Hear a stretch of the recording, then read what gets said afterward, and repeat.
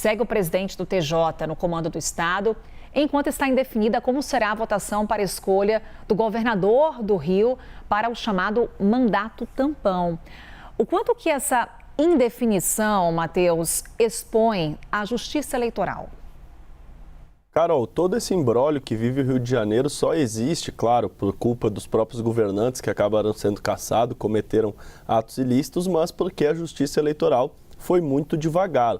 O Tribunal Superior Eleitoral levou quase 2 anos para concluir o julgamento de Cláudio Castro, que levou à cassação do governador, e hoje nós temos essa dupla vacância e essa indefinição total sobre quem irá governar o Rio de Janeiro. Se o TSE tivesse sido mais célere, teria resolvido a questão antes e o Rio de Janeiro não estaria vivendo esta situação muito ruim, muito delicada do ponto de vista institucional. Mas não é só no Rio de Janeiro. O caso de Roraima é muito parecido. Antônio Denário, um governador, foi cassado 4 vezes no Tribunal Regional Eleitoral do próprio estado, mas o TSE demora a concluir o julgamento. A ação, que está mais avançada, já está também há quase 2 anos no tribunal sem uma definição. Denário deixou o cargo justamente porque quer ser candidato a senador, deixou o seu vice e até o momento não há uma definição do que vai acontecer, porque já há 3 votos, mas o caso nunca é concluído. O julgamento começou lá em agosto de 2024 com as sustentações orais, que é aquele momento em que os advogados das partes podem apresentar os seus argumentos, e só foi retomado quase 1 ano depois, ou seja, os ministros sequer tinham como lembrar exatamente o que os advogados tinham alegado.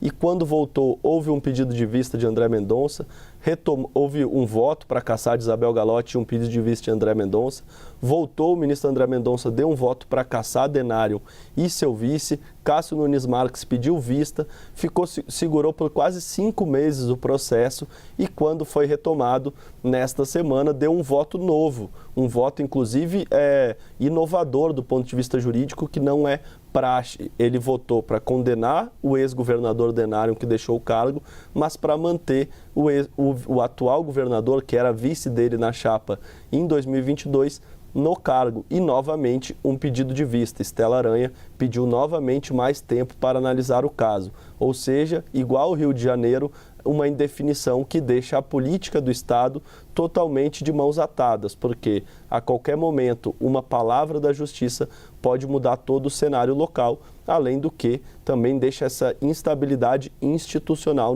no Estado, tudo isso graças à morosidade do TSE.